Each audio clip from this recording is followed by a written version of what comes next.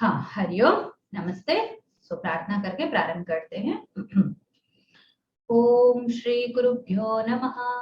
ओम श्री गणेशाय नमः। ओम श्री सरस्वत्यै नमः।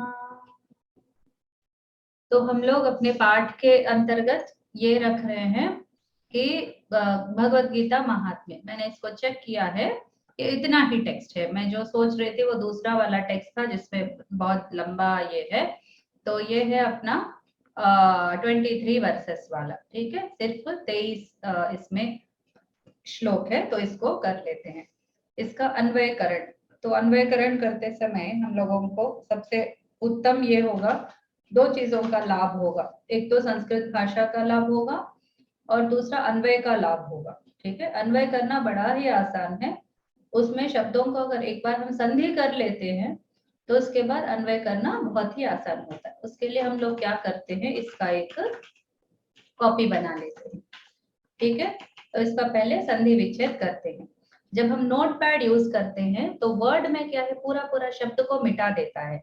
नोटपैड में उसी अक्षर को हमें एडिट करने का एक नोटपैड प्लस प्लस में, ठीक है, उतना ही भाग को ये करने का, चेंज करने का हमको मौका मिलता है।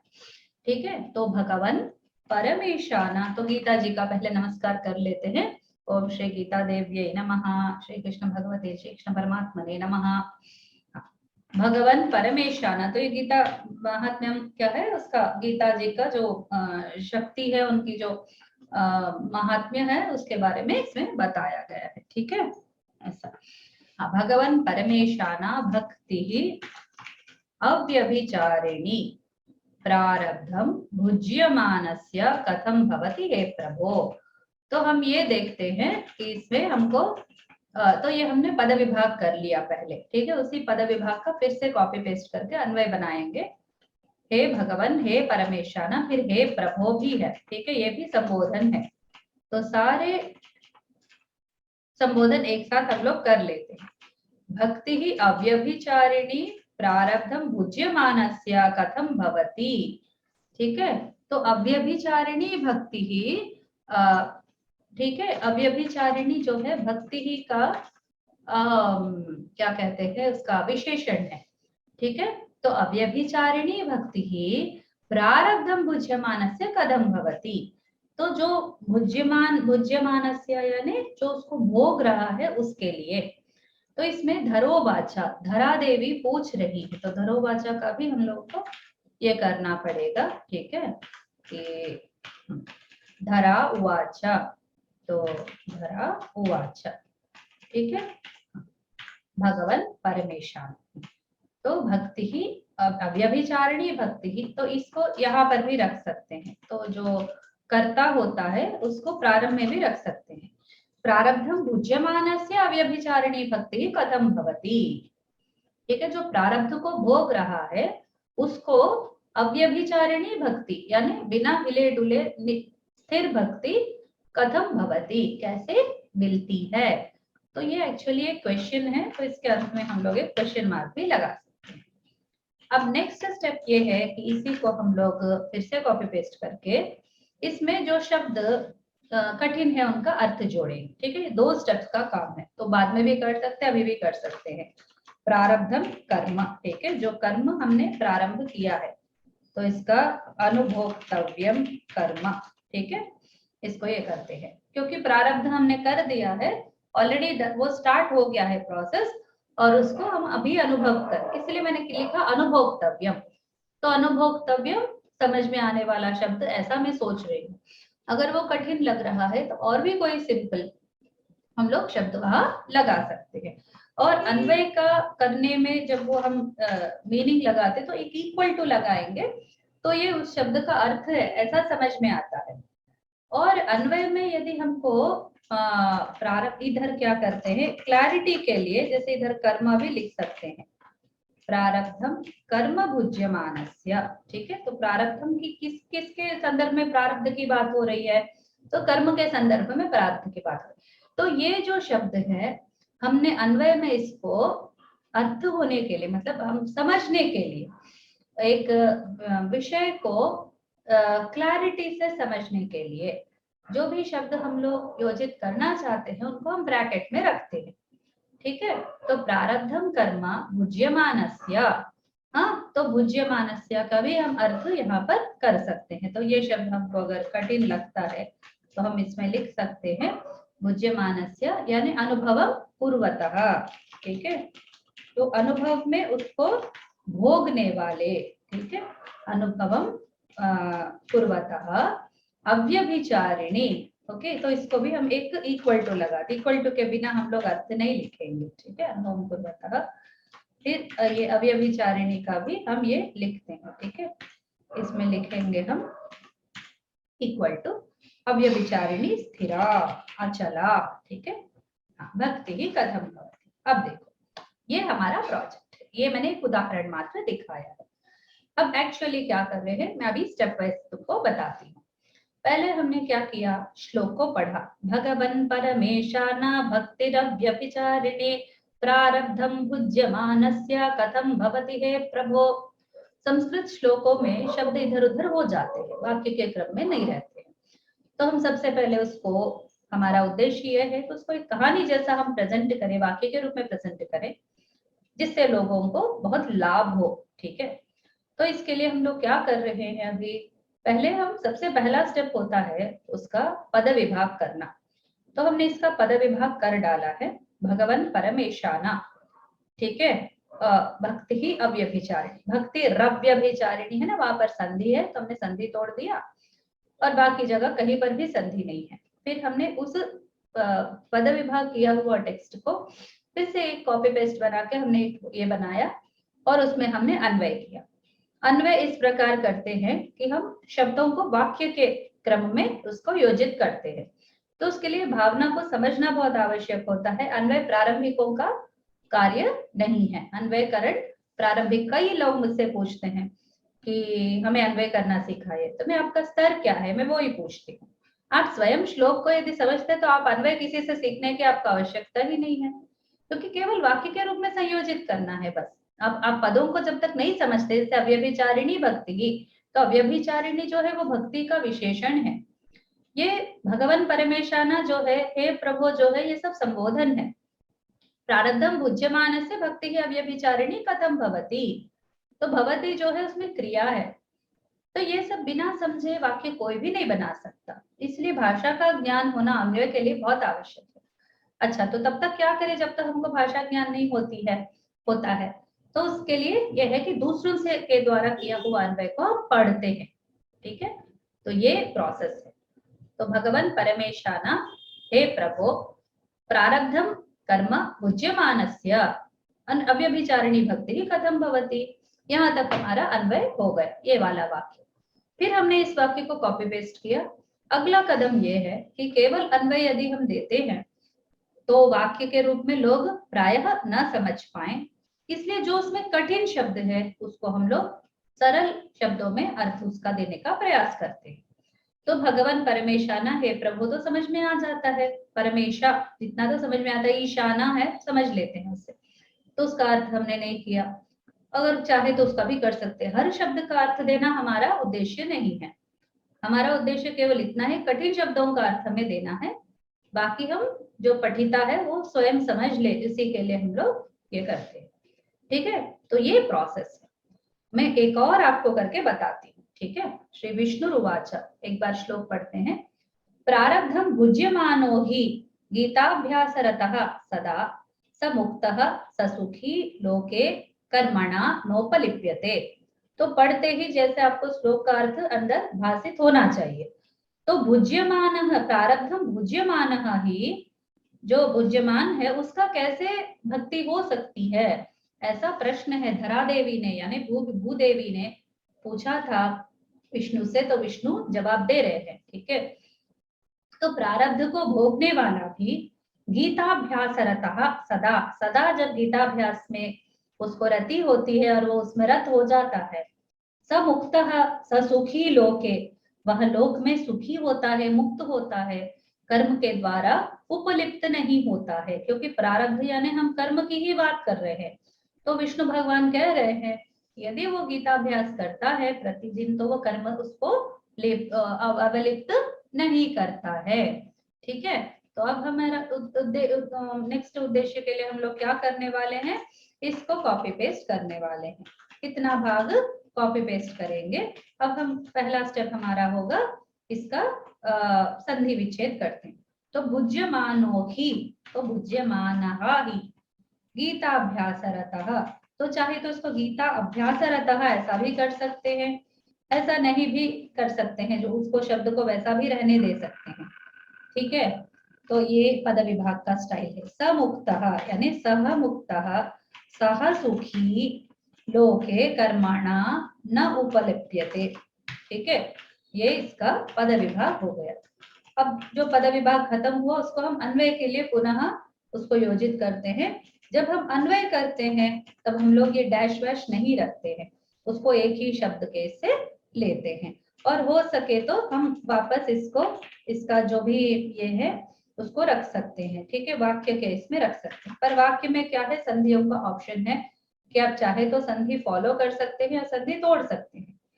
ठीक है, तो हम लोग एक प्रयास ये कर सकते हैं कि संधि नहीं करके भी हम वाक्य को प्रस्तुति दे सकते हैं, ताकि प्रारंभिकों को भी थोड़ा सा उसमें सरलता हो जाए। ठीक है, तो अभी हमको इसका मीनिंग पता चल गया है, इसलिए सदा गीताभ्यासरतः ये इधर आएगा। ठीक है, यदि भवति, ठीक है, यदि प्रारब्धं भुज्यमान ही सदा गीताभ्यासरतः भवति, ठीक है, सह ऐसा व्यक्ति, मुक्तः वह व्यक्ति, और यह, यदि के जगह हम यह भी लिख सकते हैं, यह प्रारब्धं भुज्यमान ही सदा गीताभ्यासरतः भवति सह मुक्तः सह सुखी लोके। ठीक है, सह सुखी भवति, यहाँ तक वाक्य खत्म कर सकते हैं। लोके कर्मणा न उपलिप्यते, और इसके यहाँ पर एक सह यहाँ पर लगा सकते हैं, सह लोके कर्मणा न उपलिप्यते। अभी एक बार इस वाक्य को पढ़ के देखते हैं। तो स्त्री करना पड़ता है, एक बार कर लेने के बाद, यह प्रारब्धं भुज्यमानः ही सदा गीताभ्यासरतः भवति सह मुक्तः सह सुखी भवति सह लोके कर्मणा न उपलिप्यते। या फिर ये जो लोके है, हम यहाँ पर भी इसको ले सकते, लोके सह मुक्तः सह सुखी भवति, ऐसा रख के देखते हैं। यदि सही लगा तो रख लेते हैं, नहीं तो वापस उसको यहीं पर रख देते हैं। ठीक है, जहां पर अच्छा लगा, जहां पर पूर्णतः वो जचेगा वहां पर रख लेते।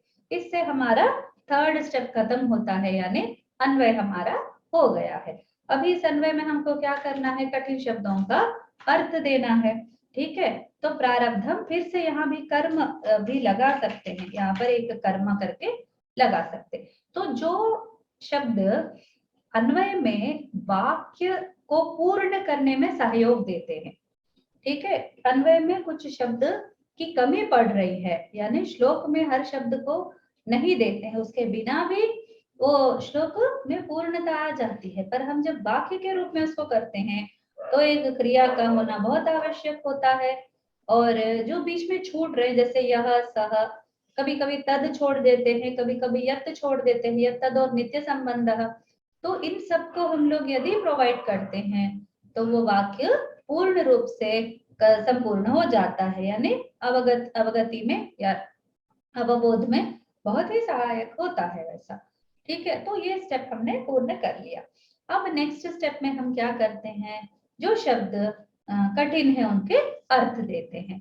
तो प्रारब्धम भुज्यमानः ही, भुज्यमानः के हमने वो अनुभवम कुर्वतः करके दिया ना, तो वो ये भुज्यमानः प्रथमा विभक्ति है। ठीक है, वहां पर भुज्यमानस्य करके षष्ठी था, तो हमने अनुभवम कुर्वतः करके हमने दिया। ठीक है, तो सदा गीताभ्यासरतः, तो गीताभ्यासरतः का हम लोग अनुवाद दे सकते हैं कि गीताम पठति, यह गीताम पठति। ठीक है, यह गीताम पठति, फिर पठति भवति, फिर इस भवति को उड़ाना पड़ेगा या फिर इसके बगल में रखना पड़ेगा, या गीतायाः अभ्यासे रतः, ये भी कर सकते हैं। तो गीतायाः, ठीक है, तो उस समास का ये भी दे सकते हैं, ठीक है। अभ्यास से रतः, उसी समास का हम लोग अर्थ दे सकते हैं। भवति, सह मुक्तः सह सुखी भवति, कर्मणा लोके न उपलिप्यते, उपलिप्यते अवलिप्यते या फिर इसी प्रकार का कोई भी शब्द, या जैसे अवलेपित होना यानी पूरी तरह स्पृष्ट, संस्पृष्ट, ठीक है। तो संस्पृष्ट ये शब्द हम लोग लगा सकते हैं, ठीक है। ना भवति, ठीक है, संस्पृष्ट, फिर उसके बाद ये शब्द हम लोग, ठीक है। तो अभी आपको समझ में आ गया होगा कि हम लोग क्या करने जा रहे हैं। ये जो शब्द अन्वय में पूर्णता ला रहे हैं उनको केवल ब्रैकेट में रखेंगे, जिसको हम अर्थ में ले रहे हैं, ठीक है। जो अर्थ के साथ ये होता है उसको हम लोग बिना ब्रैकेट के रखते हैं। एक्चुअली संस्पृष्ट भवति उपलिप्यते का ही पूर्ण रूप से शब्द का अर्थ है। अभी आप एक बार पूरा पढ़कर देखिए, ये आगे से दोनों श्लोक आप पढ़िए, आपको कैसा लगता है। एक एक स्टेप में आपका अनुभव कैसा है, एक पठिता का अनुभव वैसे ही होने वाला है, ठीक है। आप अनम्यूट करके एक बार इसको पढ़िए। श्री गणेशाय नमः। श्री राधारमणाय नमः। धरोवाच भगवन् परमेशान भक्तिरव्यभिचारिणी प्रारब्धं भुज्यमानस्य कथं भवति हे प्रभो। धरा उवाच भगवन् परमेशान भक्तिः अव्यभिचारिणी प्रारब्धं भुज्यमानस्य कथं भवति हे प्रभो। भगवन् परमेशान, हे प्रभो, प्रारब्धं कर्म भुज्यमानस्य अव्यभिचारिणी भक्तिः कथं भवति। भगवन् परमेशान, हे प्रभो, प्रारब्धं अनुभोक्तव्यं कर्म भुज्यमानस्य अनुभवं कुर्वतः अव्यभिचारिणी स्थिरा भक्तिः कथं भवति। ठीक है। अब इसी का नेक्स्ट स्टेप एक और कर सकते हैं, इसको हम पुनः कॉपी पेस्ट करके नेक्स्ट स्टेप ये कर सकते हैं, इसमें जो भी शब्द है उनको रिप्लेस करते जाएंगे, यानी उसके समानार्थ देते जाएंगे, ठीक है। भगवन यानी हे देव, ठीक है, इसको हमने ये कर दिया, हे देव परमेशाना, हे ईश्वर, ओके। हाँ, एक और बताना भूल गई, यहाँ पर ये भी आएगा, ठीक है, हे भगवान। हर संबोधन से पहले हे भी लगाना, ये भी एक अन्वय का एक प्रक्रिया है, ठीक है। हे परमेशाना, ठीक है, हे ईश्वर, हे प्रभु, प्रभु यानी हे स्वामिन, ठीक है, प्रभु का स्वामिन कर सकते हैं। मैं केवल उसका पर्यायवाची शब्द जोड़ते जा रही हूँ।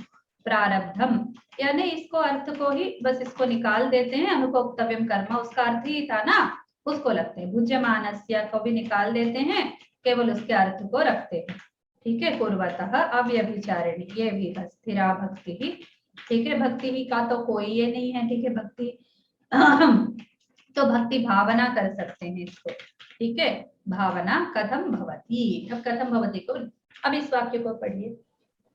हे देव, हे ईश्वर, हे स्वामी, अनुभोक्तव्यं कर्म अनुभवं कुर्वतः स्थिरा भक्ति भावना कथम भवति। अब इसका सरल अर्थ हो गया, भावना आ गया पूरा। हाँ बिल्कुल, बहुत सरल हो गया। तो पहला स्टेप था पद विभाग, सेकंड स्टेप था प्लेन अन्वय, थर्ड स्टेप था अन्वय में अर्थों का योजना, फोर्थ स्टेप था उन अर्थों की योजना को ही लेकर बाकी उसके जो है पर्यायवाची जोड़ते चले जाना, और जो मूल शब्द है उनको निकाल दें, ठीक है। ये 4 स्टेप्स से, जैसे आप सोचिए, जैसे आप ये पूरा काम होने के बाद इतना वाक्य आप उठाएंगे, इतना वाक्य ये वाला स्टेटमेंट सब उठाते जाएंगे तो केवल अन्वय का कहानी बनेगा। ये वाला पार्ट उठाते जाएंगे तो अन्वय के साथ अर्थों वाला पार्ट आपको मिल जाएगा। ये वाला पार्ट उठाते जाएंगे तो आपको सरल अर्थ मिलता चला जाएगा। तो एक स्टेप में आप 3 स्टेप्स का काम कर रही हैं, ठीक है। अन्वय, प्रतिपदार्थ, प्रतिपदार्थ नहीं, सरल शब्दार्थ, सरलीकरण सबसे नीचे सरलीकरण, और बीच में कठिन शब्दों का पर्यायवाची शब्द। सरलीकरण नहीं, इसको सरलीकरण नहीं बोले, सरल शब्दार्थ, सरल शब्दे, सरल शब्दे, सरल वाक्यार्थ। सरलीकृत नहीं है, ये इसका समानार्थक शब्दों को हमने योजित किया। हाँ, ठीक है, जिससे वो पूरा नया बन गया है। ओके, नेक्स्ट स्टेप, फिर इसका भी हम उसी प्रकार करते हैं। ठीक है, ये वाला स्टेप हमने नहीं किया है, तो यह प्रारब्धम यानी प्रारब्धम कर्म ले लेते हैं इसको, क्योंकि उसके लिए कोई और नहीं है। कर्म भुज्यमानः, जो कि अनुभवम करोति। ठीक है, यह प्रारब्धम करोति ही। ठीक है, सदा गीता अभ्यासरतः, तो इसको निकाल देंगे, गीतायाः अभ्यासे रतः भवति, तो ब्रैकेट्स हटा देंगे। सह मुक्तः, मुक्तः यानी क्या, मोक्षम प्राप्तवान, या फिर क्या लिखेंगे इसको, मुक्तः के लिए विमुक्तः लिखेंगे। ठीक है, विमुक्तः। सुखी यानी सुखी का क्या समानार्थक है, आनंदितः। ठीक है, आनंदितः भवति, इसको हम भवति को हटा देते हैं। ठीक है, सह लोके कर्मणा, कर्मणा यानी कर्म के द्वारा, क्या कहें, पुराकृतेन। ठीक है, पुराकृतेन न उपलिप्यते न संस्पृष्टः भवति, तो उपलप्यते को उड़ा देंगे और ये रख देंगे। ठीक है, खत्म।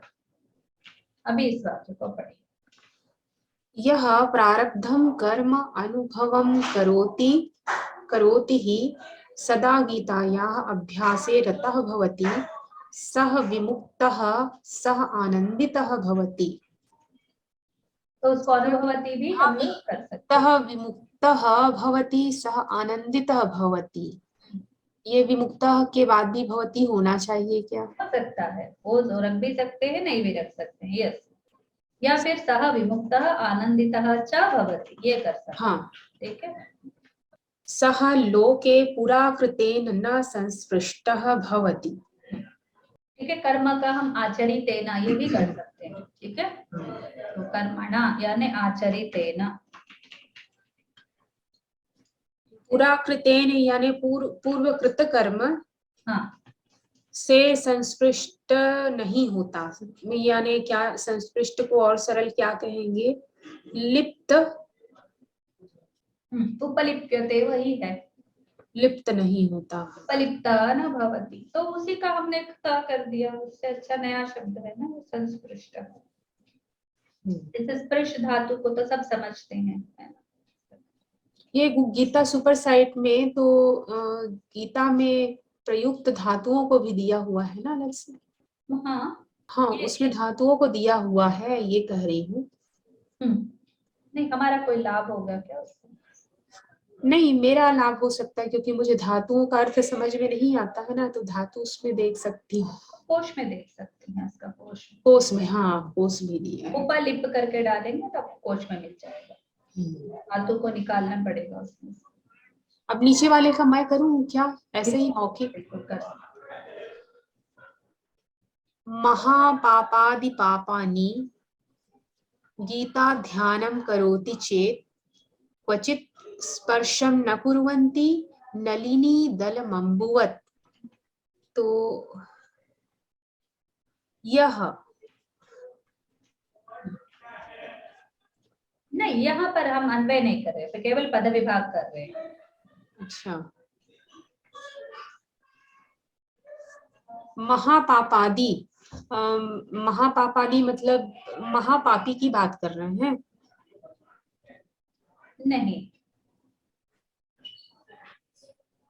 महापाप इत्यादि जो हैं, इस प्रकार के जो पाप हैं वो भी ऐसे जो पापों को करने वाला है, करता है, वह भी यदि गीताध्ययन करता है तो क्वचित स्पर्शम न कुर्वन्ति, तो वह पाप उसे स्पर्श नहीं करते हैं, वैसे ही जैसे नलिनी दल अम्बुवत, मतलब नलिनी दल में स्थित जल के समान।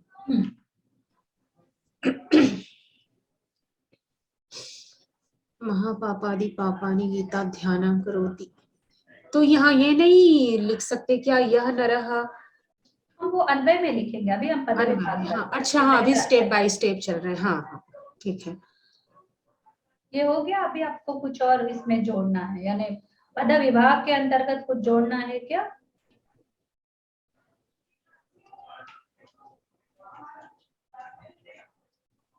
नहीं, पद विभाग में ऐसे हम लोग समास पदों के बीच में एक हाइफन लगाते हैं, हाइफन लगाते हैं। ठीक है, फिर उसको हम लोग इसमें लेते हैं और ये हटा देते हैं, ठीक है।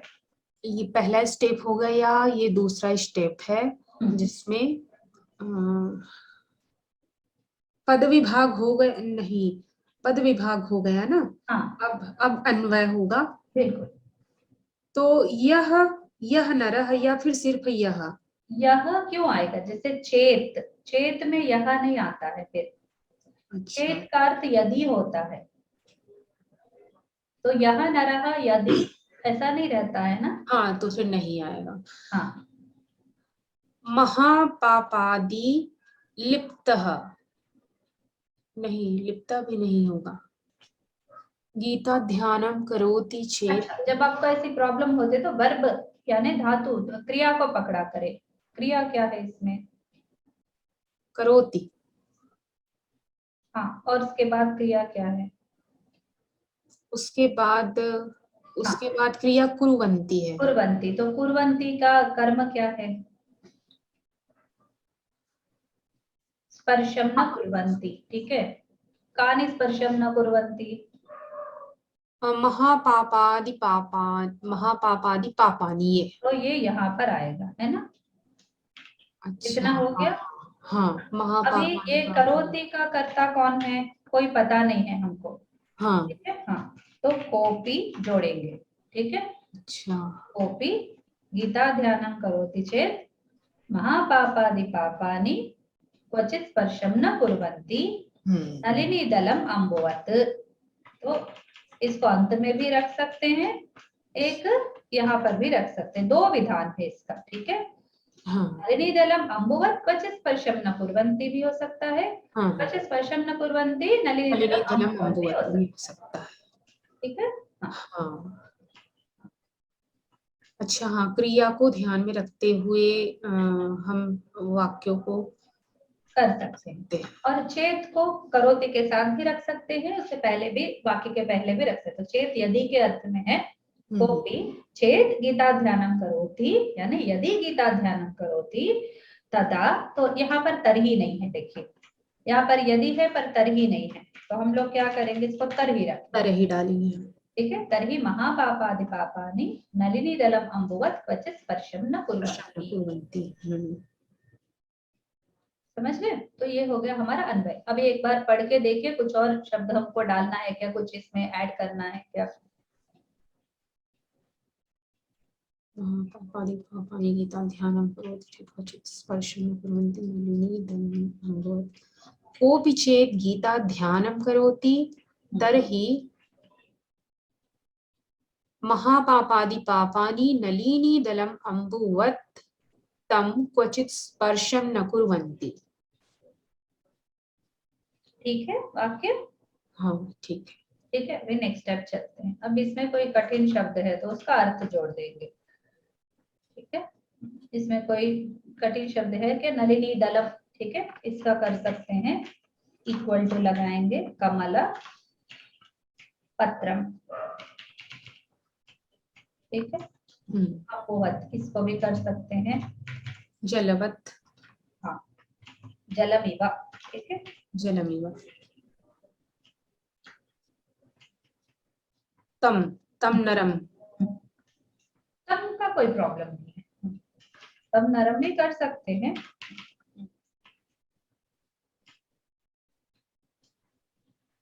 बाकी सब सिंपल। गीता ध्यानम करोति में भी गीता ध्यानम में गीताभ्यासम या फिर नहीं, ठीक है। आप केवल अर्थ देने के लिए नहीं देना है, उसको समझ में नहीं आ रहा है पठिता को, तभी हम देने का कोशिश करेंगे, वरना वो कॉम्प्लिकेट हो जाएगा। हाँ तो फिर ये सरलतम है गीता ध्यानम। हम लोगों का उद्देश्य क्या है, ये सब उठा के हम एकत्रित करने वाले हैं, यानी यहाँ से निकाल के तब ये अपने अपने कैटेगरी के केवल उनको एकत्रित करने वाले हैं, वहां पर काम आएगा। ठीक है, ऐसा इसको कॉपी पेस्ट किया तो इसमें से ब्रैकेट्स हटा दिए, कॉपी। गीता ध्यानम की जगह कोई पर्यायवाची बताइए।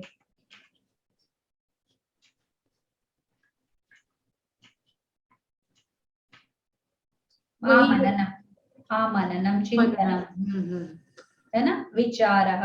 ठीक है, तो चिंतनम करते हैं। कोपि चेत गीता ग्रंथस्य, ठीक है, चिंतनम करोति तर्हि महापापादि, पापानि की जगह कुछ और ले, पातकानि।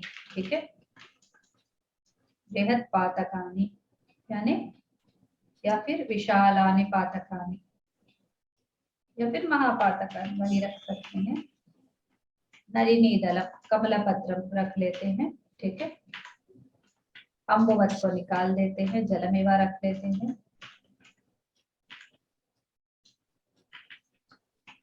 तम नरम, ब्रैकेट हटा देते हैं। क्वचित स्पर्शम न कुर्वन्ति, क्वचित के जगह कुत्रचित रख सकते हैं। कुत्रचित स्पर्शम न कुर्वन्ति, स्पर्शम का कुछ और भी रख सकते हैं। न स्पृशन्ति, ठीक है, डायरेक्ट स्पृशन्ति। स्पर्शम सरलतम है दीदी, हिंदी में भी उसका उपयोग होता है स्पर्श। ये कैसा लग रहा है? स्पृशन्ति, हाँ ये अच्छा लग रहा है। धातु में प्रत्यय जुड़ जाता है तो उसकी सुंदरता बढ़ जाती है। कोऽपि चेत् गीता ग्रन्थस्य चिन्तनं करोति तर्हि महापातकानि कमलपत्रं जलमिव तं नरं कुत्रचित् न स्पृशन्ति। या फिर इसको अभी थोड़ा सा ये लग रहा है तो अन्वय में हम लोग एक काम कर सकते हैं। नलिदलम अम्बुवत, यहाँ पर इसको रख सकते हैं, महापापादि पापानि तम न स्पृशन्ति। ठीक है, ये भी कर सकते हैं, इसके इधर से हटा देंगे। ठीक है,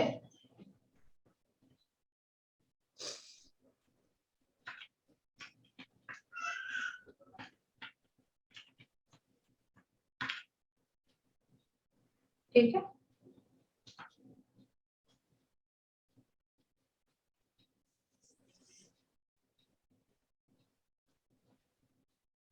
ये बस ऐसा चलता है। तो अब हमने 3 कर लिया है, अब यहीं पर हम लोग रोक देते हैं। ठीक है, पुनः कल मिलेंगे। ओके, धन्यवाद दीदी।